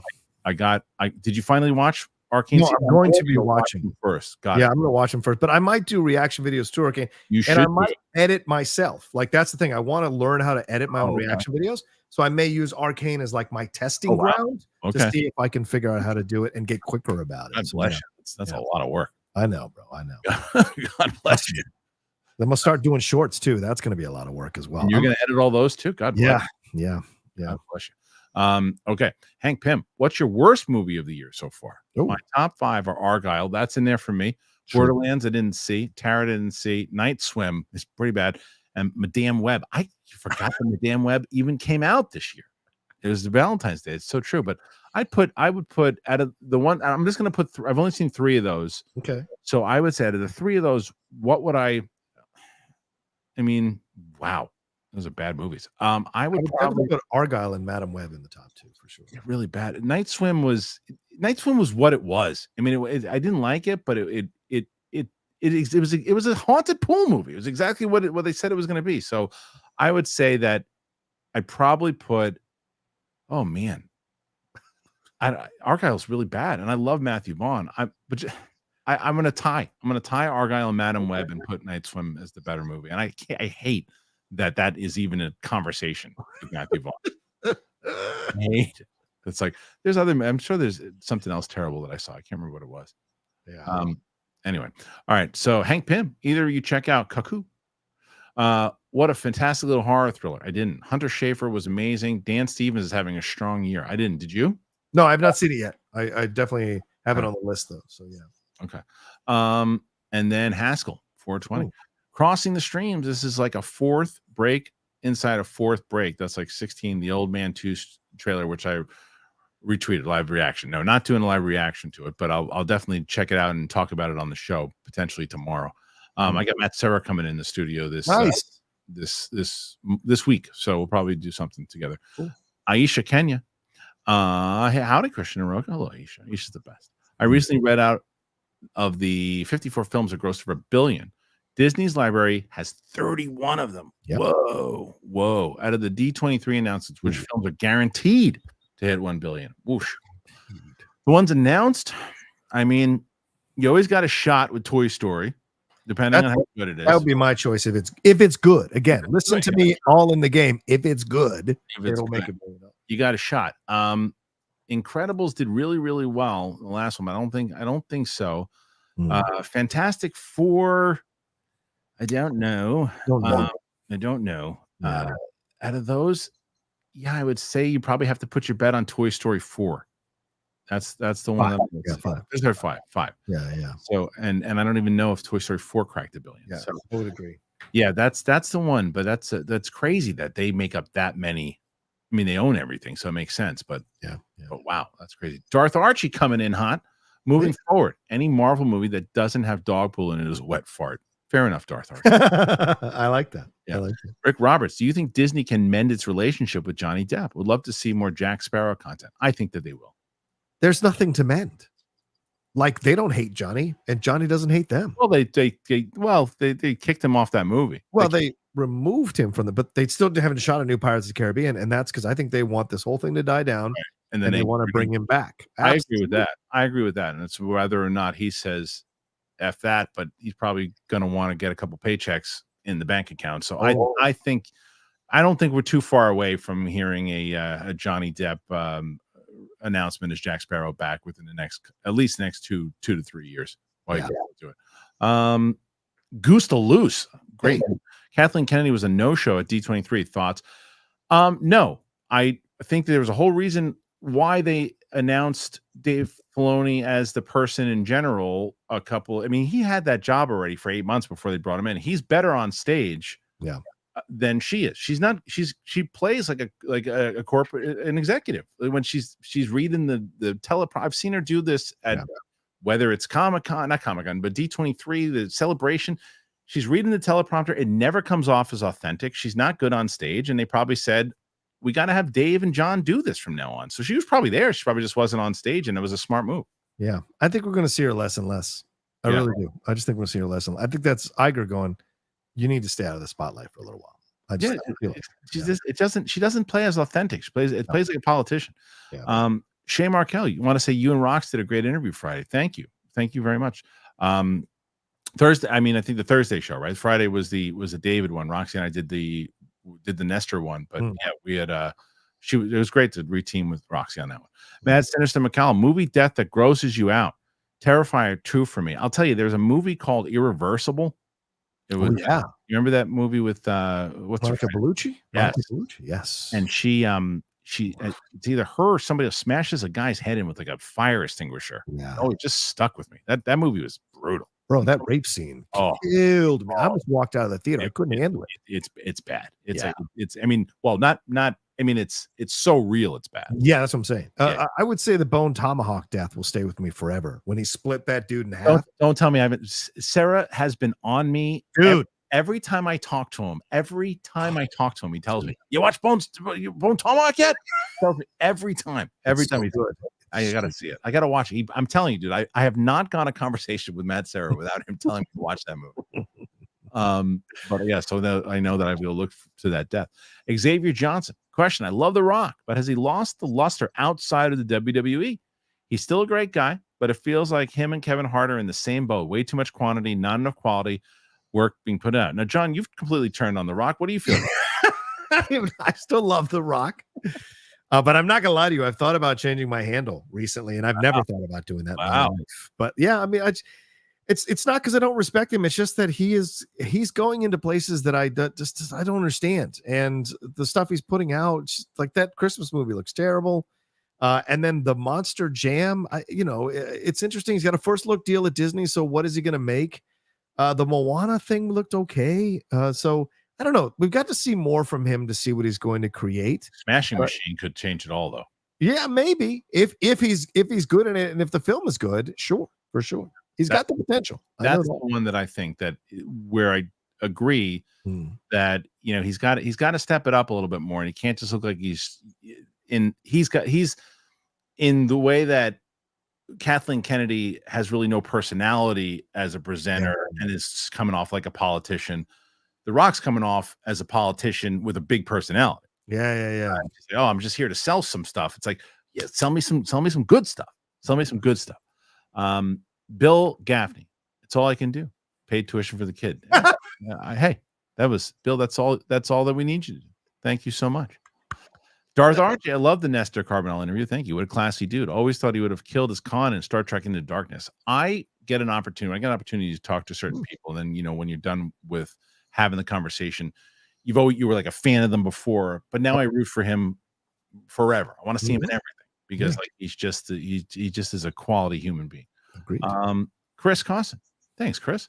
Very nice of you. Hey guys, longtime fan. Thank you. I'm considering moving to California sometime next year to increase my chances in the film industry, but I've never lived in another state. I've never lived in another state before, and I wanted to ask for some advice. Thanks. Well, what a wonderful thing. First of all, I don't know how old you are, Chris. I did it when I was like 22. When I drove across, I lived in New York and Florida, and I drove with my dad across the country to get to LA, and you did it. You just gotta. It's cliche, right? But believe in yourself, believe in what you want to do. Make sure you have a place that you want to stay. Don't be proud. Take the jobs that you need to take in order to get yourself just stable, and then find the stuff that you want to do, and just really work on what it is and those goals. If you have goals then just keep the path towards them and believe in yourself. It's cliche, but it really is it's the best advice I can give you. Yeah. Be very clear about what you want when you come out here. Be very clear, because there's going to be a lot of paths that can distract you from the main path. You've got to be very clear about what you want to do. Doesn't mean you can't be flexible. Doesn't mean you can't be malleable in certain situations. As Kristian said, if a job pops up and you need it to pay your bills and whatever, you do it. But you got to keep your eye on the prize. And it's really tough. And you got to be willing to sacrifice. If you're not coming out here with a lot of money, you're going to have to sacrifice time, effort. You're going to have to work a lot of time on your craft. And so you've got to be really clear about what you want to do and how hard you want to work at it, because LA will teach you, will show you if you really want it or not. Yeah.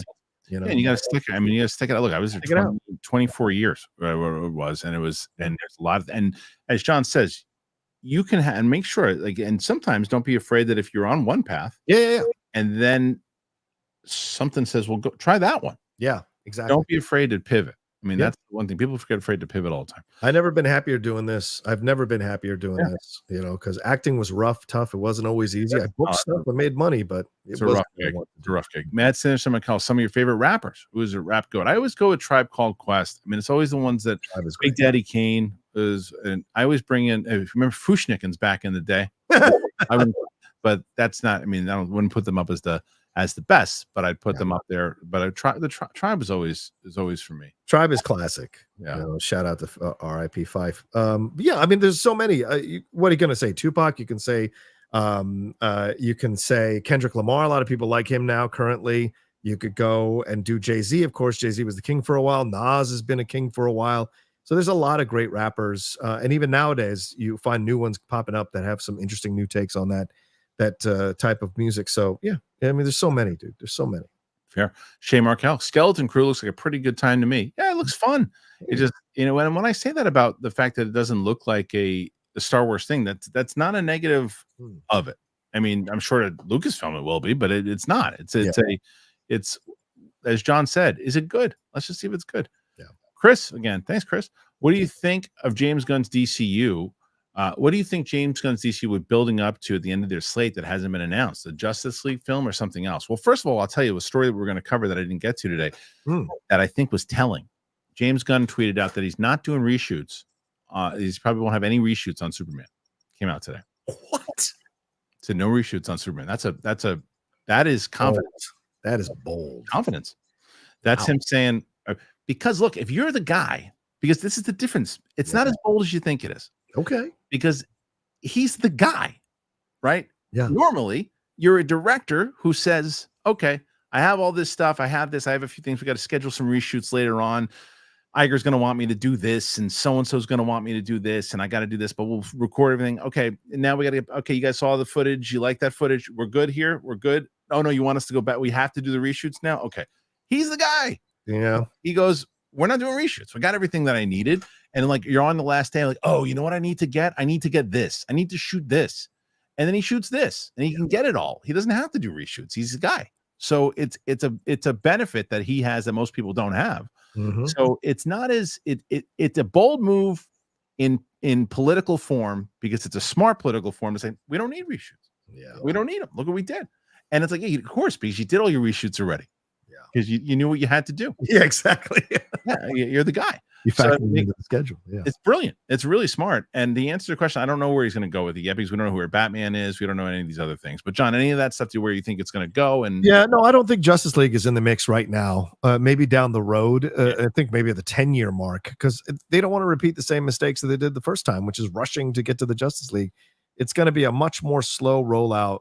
They might be rolling towards a multiple participant film, but that may not be Justice League, just them all working together. And then maybe from there's a conversation down the road about a Justice League. But I think that's what they're heading towards. Yeah. Makes sense. Simon Blakemore, 1 to 2. Hey, John, just wondering when you and Steve are going to do an episode of the Cinephiles on Ghost in the Shell, the anime. Good question. I would love to do it. Well, I think we did Akira with Emma Fyffe, which was awesome. Mm-hmm. But yeah, it's time we jump into Ghost in the Shell, because I love that film and the sequel, which is great. So yeah. He follows this up with, I always thought it was a film before its time, especially with the rise of AI and technology. 100%. The 4K version is gorgeous to look at. So yeah, that's a great one. Thanks for the tip. Absolutely. Juan Visuals. If Romulus is a critical and box office success, will it help to get a Prey Predator sequel? I think Prey is already going to happen. I Yeah. think it was a massive hit for Hulu. I think it was a massive hit. So I think that's going to happen regardless. Yep.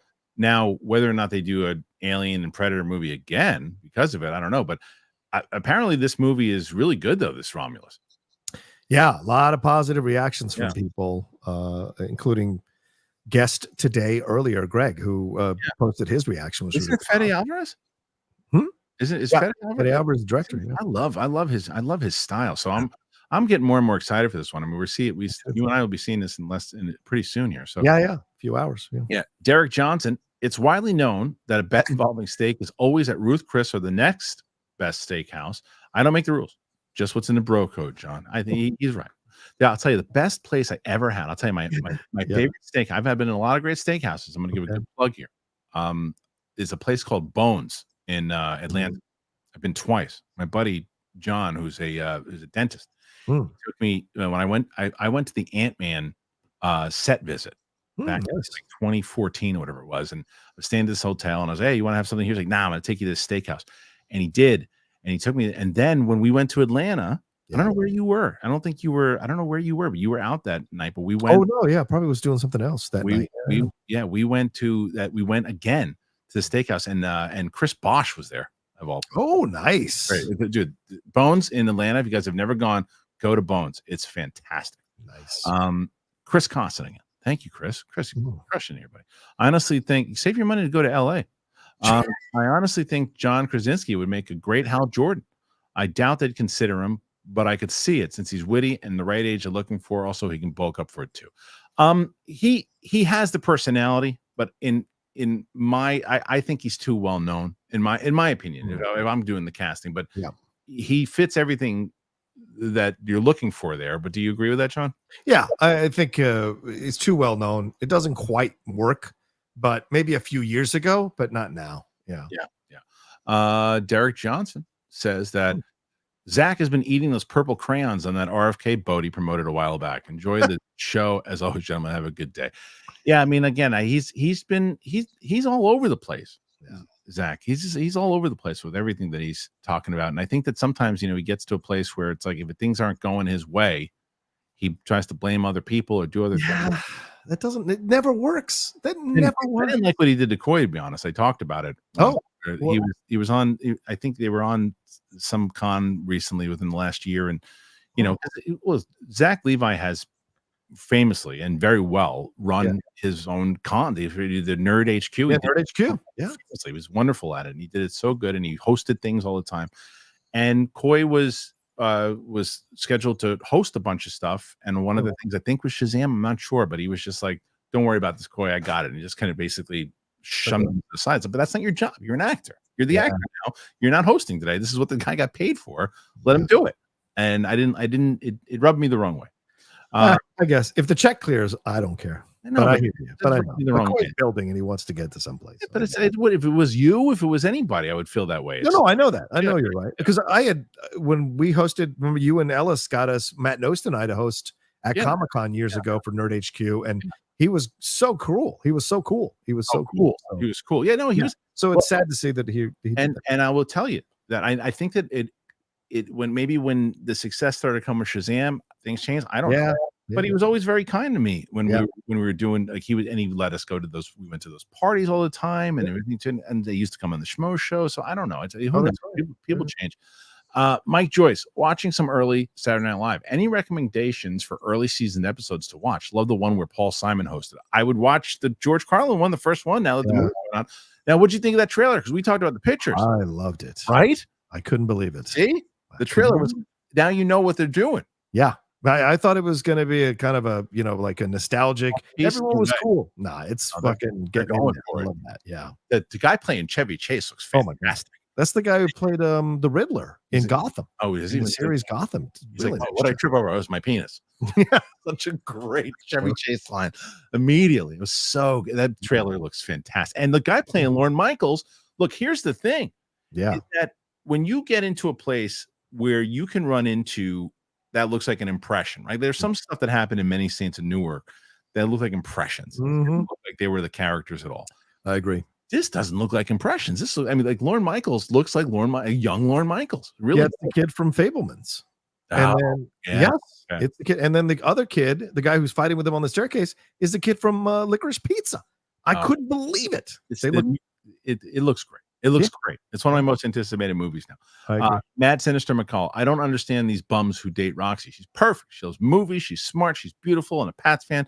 You men need to get a grip. Roxy told an absolutely horrific story. No. Oh, she tells dating stories on every Thursday, and they're like something out of Blumhouse. It's like I mean, the one she told, she was so excited to go out with this guy, and it was like something out of like who's the guy that used to host Talk Soup? Joel McHale. Joel McHale. Yeah. You know when Joel McHale plays a really douchey guy in some of the movies? Like in yeah.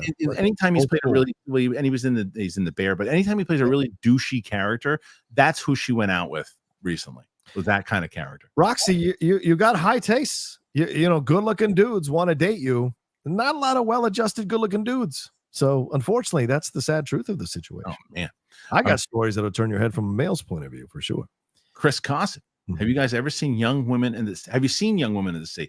I tried to get my kids to watch it. They didn't watch it. I wanted to see it. It's a great film about the first woman who swam the English Channel. Yeah, no, I know. It stars Daisy Ridley, and it's on Disney Plus. Inspiring and a great film for the family. I was trying to get my kids to watch it. Yeah, like they wouldn't watch it with me. Did you watch it? I did. I watched it the day it dropped. Did you like such it? a massive Daisy Ridley fan. I thought it was a good sports movie, not a great one, but she does a wonderful job. She good? Always good. She's always good. I like these. And that new women's health profile.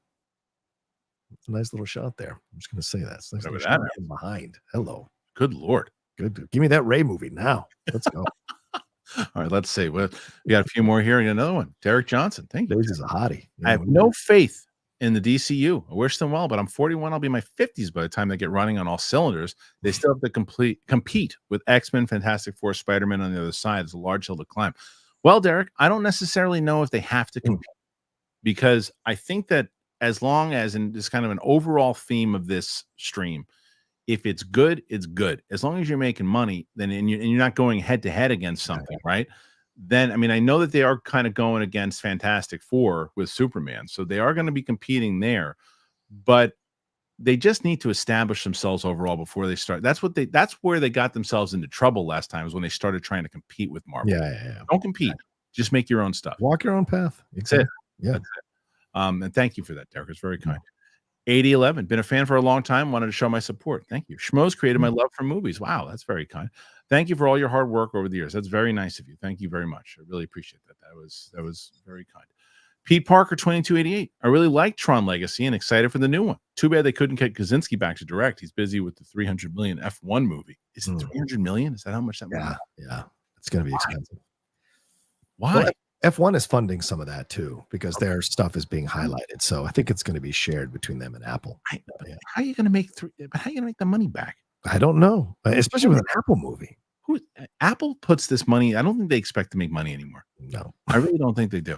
Anyway, all right, that's it, John. We did it. No, we got one more. Oh, wait, we got one more. Eric popped in at the end. That Tron Legacy looks epic and dark and cannot wait. I haven't seen anything from it yet. So, but Tron Ares is what he's trying to say. So yeah.